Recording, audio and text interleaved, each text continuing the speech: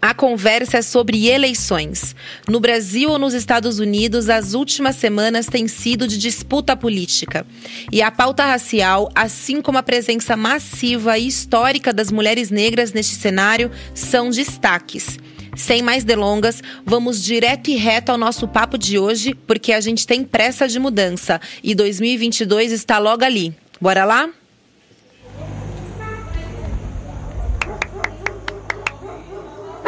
Eu sou Semaia Oliveira e esse é o Conversa de Portão, um podcast produzido pelo Nós Mulheres da Periferia em parceria com o UOL Plural, um projeto colaborativo do UOL com coletivos independentes.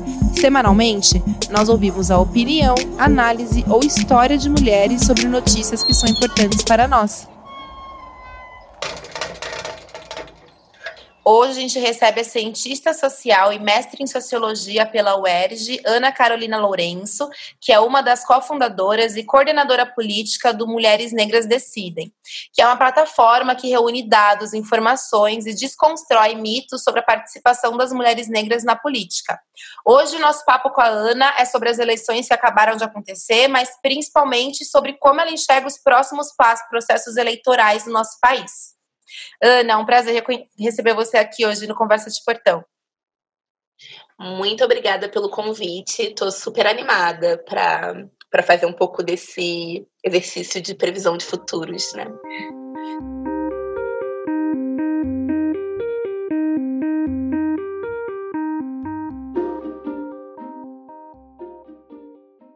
Ana, vamos começar um pouco pela corrida eleitoral que a gente acabou de viver, né? Que a gente ainda tem vivido na real, porque tem um segundo turno aí chegando, mas acho que para os cargos, né, legislativos, a gente já acabou de fechar uma etapa.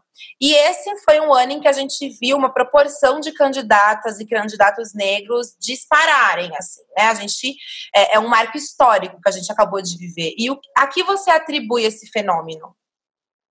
A gente está vivendo um momento, né, tanto a nível global quanto a nível nacional, de ascensão e fortalecimento da agenda antirracista e especificamente liderada, né, por mulheres negras. Eu gosto de deixar isso bem claro, tanto quando eu analiso, né, o contexto brasileiro que a gente acabou de vivenciar, mas quando a gente pensa nos Estados Unidos, nas expressões na Colômbia, por exemplo, de que as mulheres negras, elas não só estão representando, né, uma força de renovação que, no caso dos Estados Unidos, ocupou, né, o Congresso americano, renovou votos, com uma imaginação radical, com mulheres negras conectadas com a luta anti-abolicionista, mas também com outro lugar, que é um lugar que a gente está falando mais desse lugar, tanto eu quanto você, que é esse lugar de quem construiu as bases para esse processo. Então, para além desse número histórico de mulheres negras que se candidataram, que assumiram as câmaras locais no Brasil, existiu também um movimento ativo da sociedade civil, de movimentos sociais, coletivos, sobretudo da juventude negra, liderada sobretudo por mulheres negras, de criar estratégias eleitorais de visão, de domínio, né, da política institucional.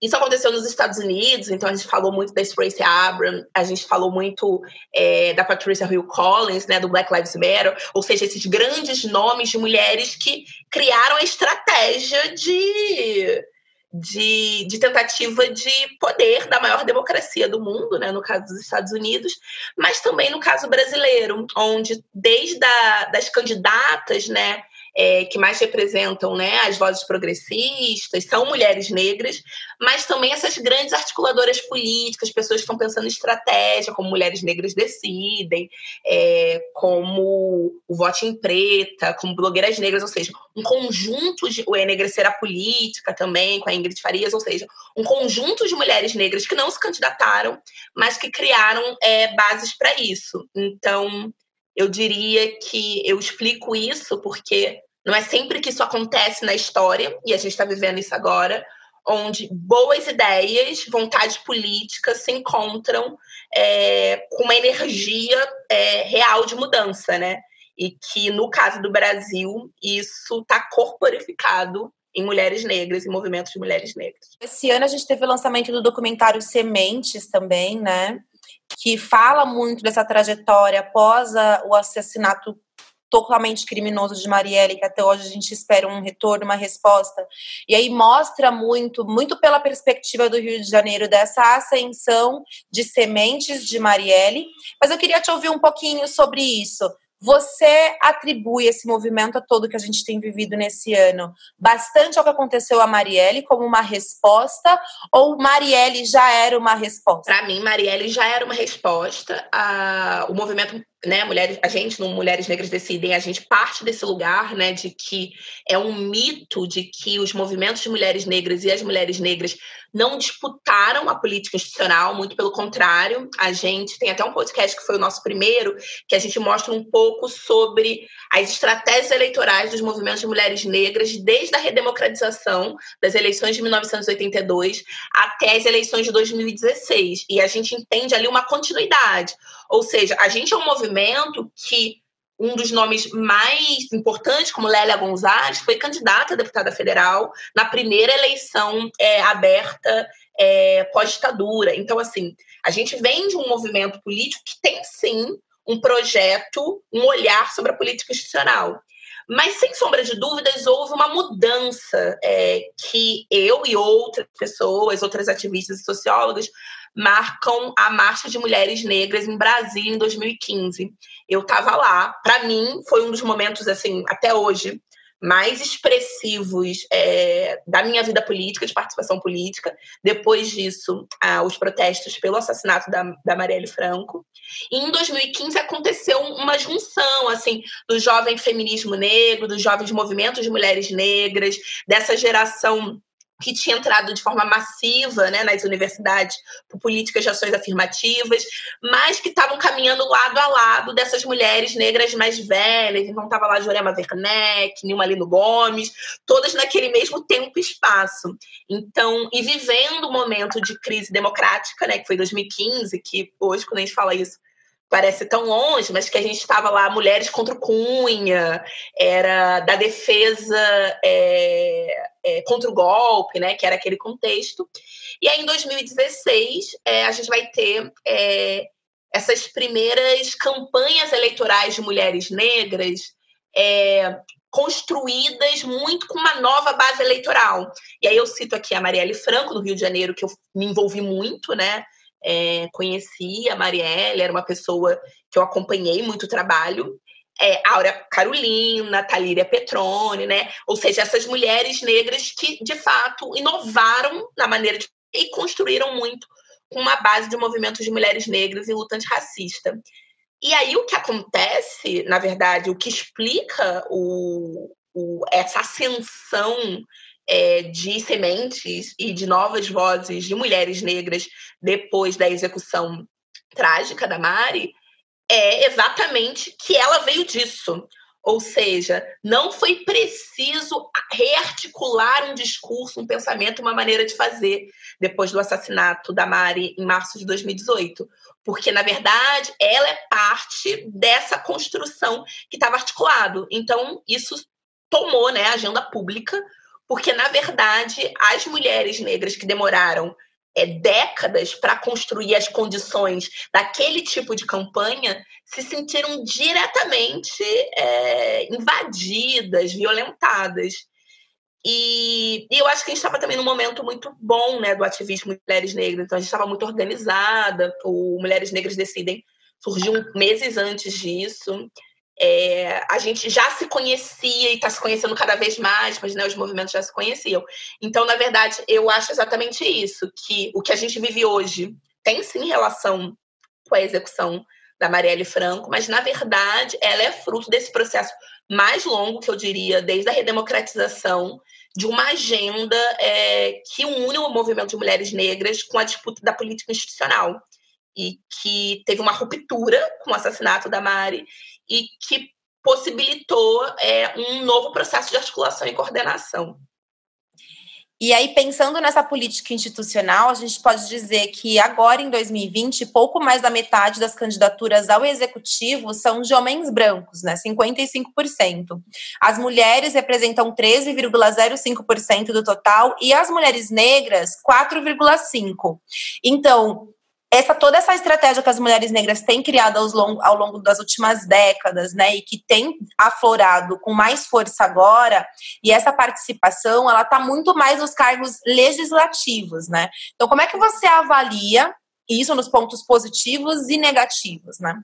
Eu acho que tem dois níveis um pouco isso. O primeiro tem a ver com as barreiras e os obstáculos, né, enfrentados por uma paridade. Então, né, uma paridade na política, ou seja, de você criar, né, espaços de governança, espaços da política institucional mais paritários, que você consegue entender que há uma barreira, inclusive, para as mulheres brancas, nesse caso específico.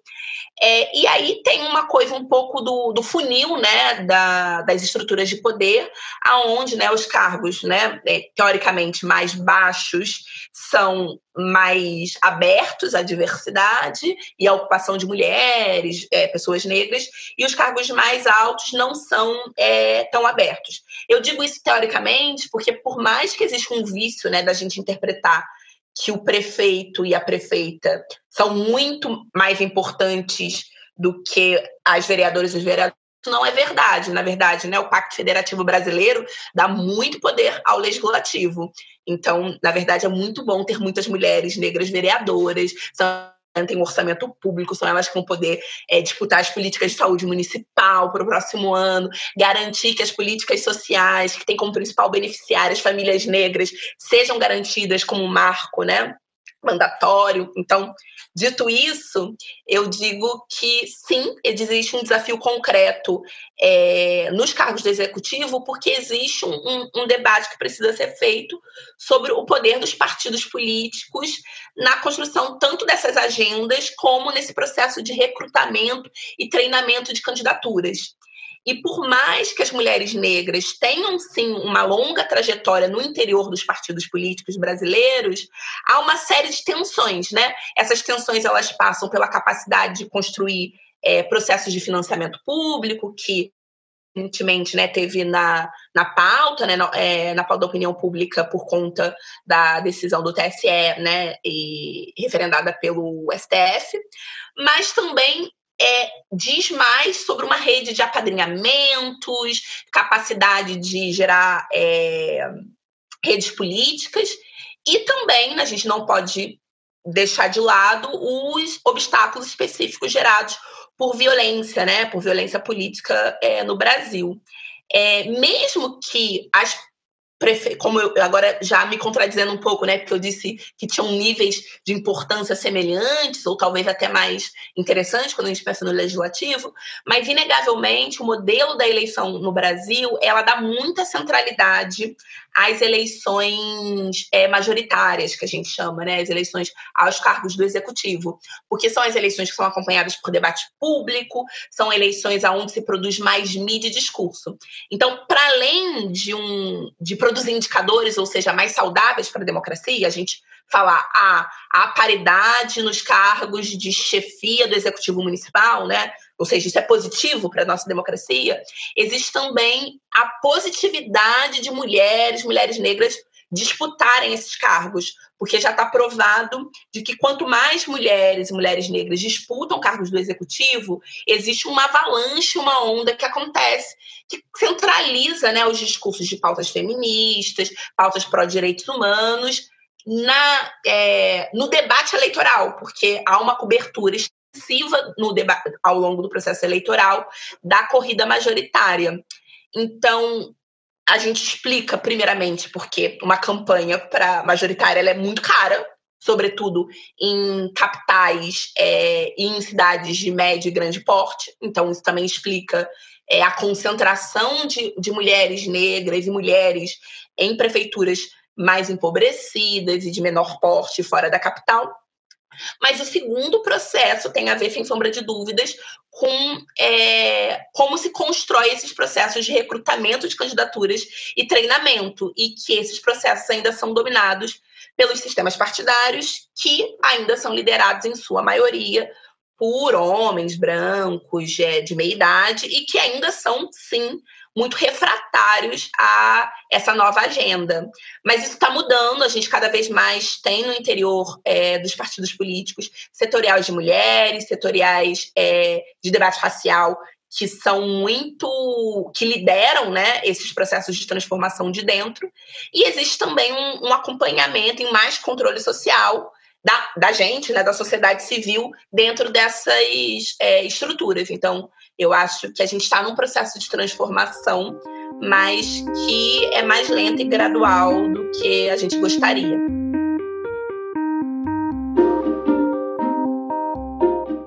Você acabou de citar essa mudança que a gente teve esse ano, né, em relação ao fundo eleitoral, que foi uma proposta da deputada federal Benedita da Silva, né, e ela, inclusive, fez questão de ressaltar que essa tinha sido uma conquista do movimento negro. E aí, para a gente começar a pensar um pouquinho de futuro, eu te pergunto, como você avalia essa vitória e como ela pode passar a ser ainda melhor aproveitada, né, nas nossas próximas corridas eleitorais? Porque esse ano já foi muito significativo, mas foi uma mudança que aconteceu este ano, né? E aí, pensando em futuro, como é que você avalia essa mudança de agora para uma reestruturação para a nossa próxima corrida? Poucos países têm marcos legais nesse sentido. Isso é fruto, sim, dos movimentos negros, não só pela incidência concreta que aconteceu, né? Então, Mulheres Negras Decidem, Educar, Instituto Marielle Franco, Coalizão Negra por Direitos, fez um trabalho de incidência direta nessa agenda, mas porque também isso é fruto de quase 30 anos de ação dos movimentos negros pela ampliação do debate de ações afirmativas, justiça restaurativa, implementação do Estatuto da Igualdade Racial. Então, na verdade, foram essas as bases que garantiram essa vitória. Então, tem isso, tem um ganho narrativo que possibilitou, né, uma série de primeiras capas, né, na Folha de São Paulo, no Globo, no Estadão, de recortes específicos sobre candidaturas negras nas eleições. Isso é uma grande novidade, ou seja, esse desejo, né, de acompanhar e publicizar a participação de pessoas negras nas eleições. Isso se encaixou em um momento, né, voltando ao início da nossa conversa, sem sombra de dúvidas, de avanço da luta antirracista. Então, isso também significou para os movimentos sociais, né, para a juventude negra, para as mulheres negras que estão construindo essa agenda de que é possível, né, vencer, ou seja, há vitórias, né, não há só derrotas. E do ponto de vista mais concreto, isso vai se tornar, sem sombra, um ponto de partida para o debate no parlamento e no Congresso, né? A própria deputada Benedita da Silva, ela tem um dever de apresentar uma PL para normatizar, né, garantir os melhores mecanismos de implementação desse processo. E as possibilidades são muitas, né? Então, eu acho que quanto mais a nossa capacidade enquanto sociedade civil se fortalece nesse marco e a gente aumenta a presença, né, de corpos negros na política institucional, a gente pode pensar muitas coisas no campo das políticas públicas. Então, é isso. Se concretamente as candidaturas negras vão ter mais dinheiro por isso, acho que não. Assim, mas não é só sobre isso. Pensando muito nessas entradas pelo legislativo, essa mudança no Congresso, que a gente já tem visto um pouco, né? Mesmo na eleição de 2018, em que a gente teve uma derrota, vamos dizer assim, né? Com a eleição de Jair Bolsonaro, a gente teve nos municípios mudanças aí do campo dos deputados, né? A gente teve a Thalíria chegando no Congresso, a gente teve a Érica Malunguinho chegando aqui em São Paulo. A gente tem visto também esse movimento com a eleição recente nos Estados Unidos, né? Do Congresso também ganhar militantes do Black Lives Matter, né? Transgêneros. E eu acho que a gente acabou de ver isso acontecer mais uma vez nas eleições municipais aqui. Então, pensando em futuro, pensando num 2022, em que a gente vai novamente para as urnas para decidir quem será o presidente, como que você avalia a influência dessas conquistas pequenas que a gente tem tido, né, de 2018 para cá? As mulheres negras, né, e a presença de mulheres negras na política institucional é um movimento ascendente, ou seja, nós estamos em um processo de ascensão, ou seja, de crescimento. Há mais mulheres negras nas câmaras legislativas estaduais, houve um crescimento tímido, mas houve um crescimento no Congresso Federal. Então, isso é um ponto importante. Sim, a gente está crescendo. O crescimento é mais tímido do que o tamanho do desafio? Sim. Mas, por outro lado, esse movimento, ou seja, de crescimento de mulheres negras, e eu acho muito importante essa perspectiva mais transnacional, no Brasil, na Costa Rica, nos Estados Unidos, na Colômbia, em Portugal, aquela que agora vai citar todos os países que elegeram mulheres negras. É um dos movimentos que mais faz frente ao avanço da extrema-direita. Então, não é uma coincidência que as eleições de 2018 tenham sido as eleições das sementes e, ao mesmo tempo, foi as eleições do aumento da extrema-direita. Há aí, sim, pontos diferentes, em polos diferentes, e um processo que tem crescimento. E mais do que essa coisa, esse detalhe, né, que pode parecer, mais mulheres negras contra homens brancos que representam o conservadorismo e a agenda da extrema-direita, há, sobretudo, nesse movimento, tanto no Brasil, nos Estados Unidos, na Costa Rica, na Colômbia, um movimento onde não só estão entrando mais mulheres negras, mas essas mulheres negras têm uma capacidade de restaurar a esperança transformadora. Porque não é só mais mulheres negras no Congresso, nos Estados Unidos. São as mulheres negras ou as mulheres de cor, né, usando uma categoria americana para incluir as latinas, sobretudo, que estão, por exemplo, ampliando a possibilidade de debates de um Estado mais garantidor de políticas sociais, um Estado que entende um processo migratório com plenos direitos. Então, não é só que as mulheres negras hoje representam a força progressista, as mulheres negras estão refundando o que é forças progressistas. E isso, assim, é incrível, assim. É radical, é transformador, e o futuro tem que ser um pouco sobre isso, né? Ele tem que carregar algo que não é só o que parece muito numa parte da esquerda brasileira, né? Ainda, aquela que não sei citar nomes, mas uma esquerda muito masculina, que parece ser uma nostalgia de tempos vividos.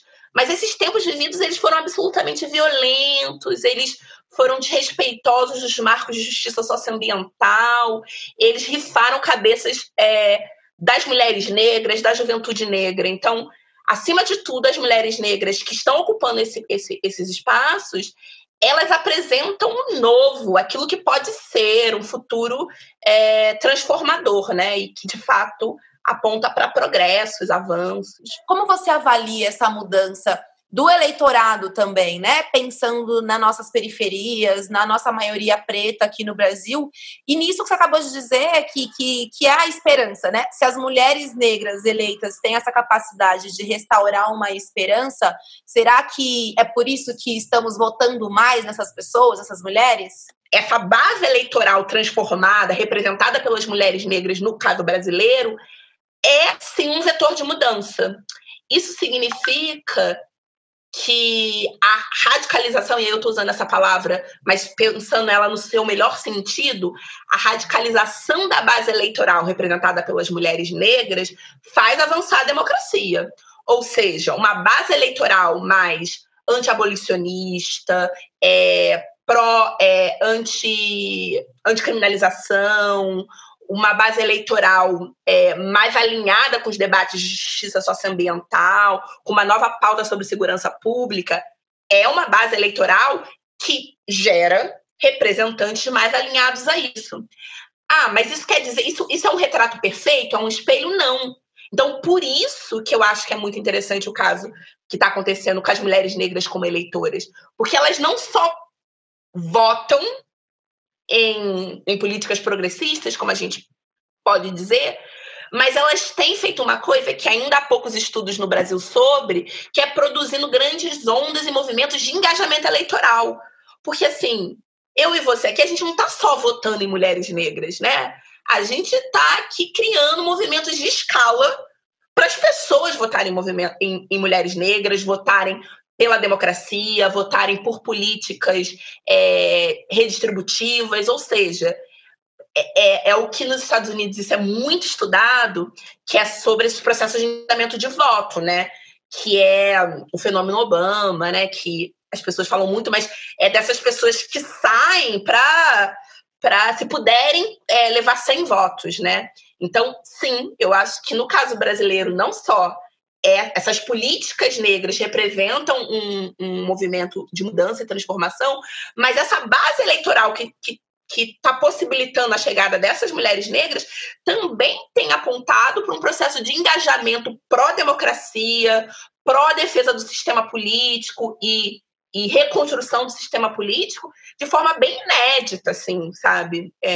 No contexto brasileiro. Para a gente caminhar para o final, então, agora, em que a gente tem, né, Estados Unidos com Biden e Kamala Harris, né, uma vice-presidente mulher negra, como é que a gente caminha para 2022, Ana? Acho que, sim, existe uma série de vitórias no que foi a experiência de 2020 para pessoas negras na política institucional. Mesmo pensando prefeituras, né, a gente teve mulheres negras disputando com condições grandes capitais do Brasil, né, Rio de Janeiro, Belo Horizonte, Salvador. Então, acho que isso não é pouco. Então, a gente tem que colocar.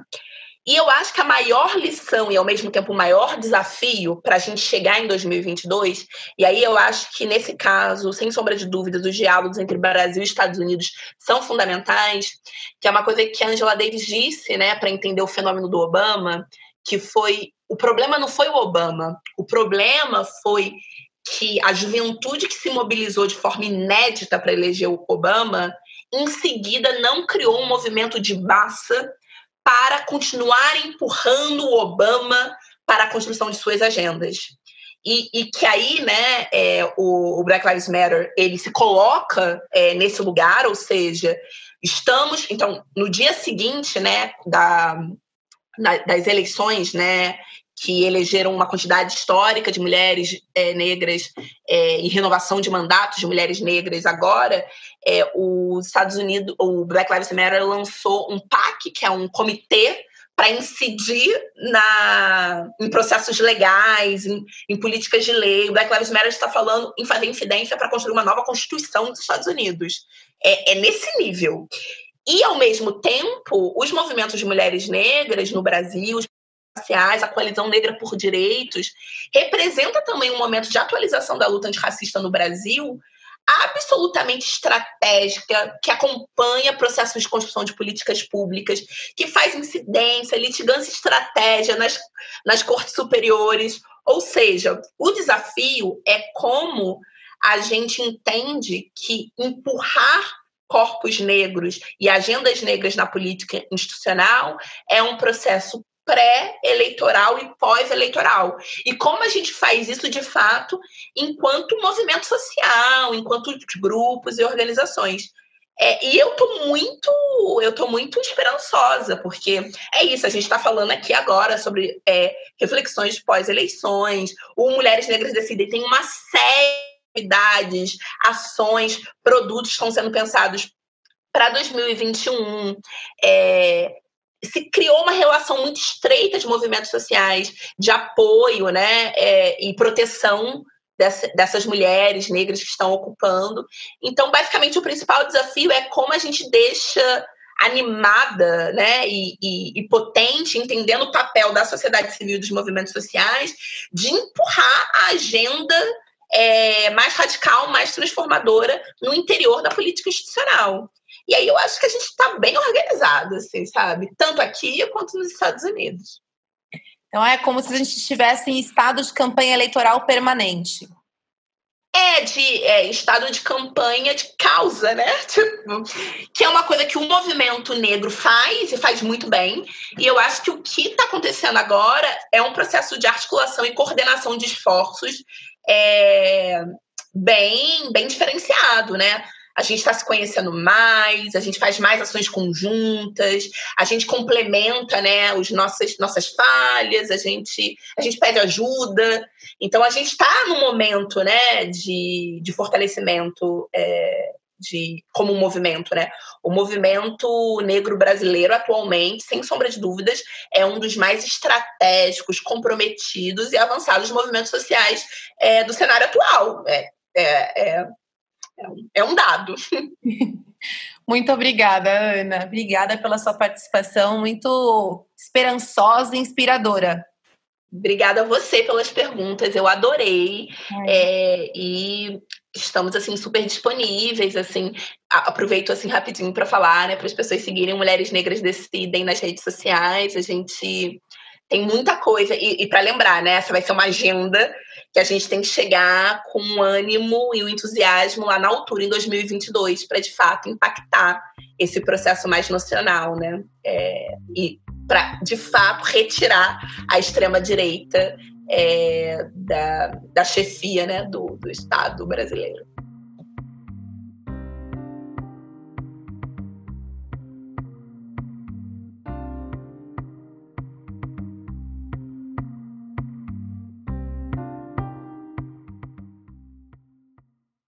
Eu sou Semaia Oliveira e esse foi o Conversa de Portão, um podcast produzido pelo Nós Mulheres da Periferia em parceria com o UOL Plural, um projeto colaborativo do UOL com coletivos independentes.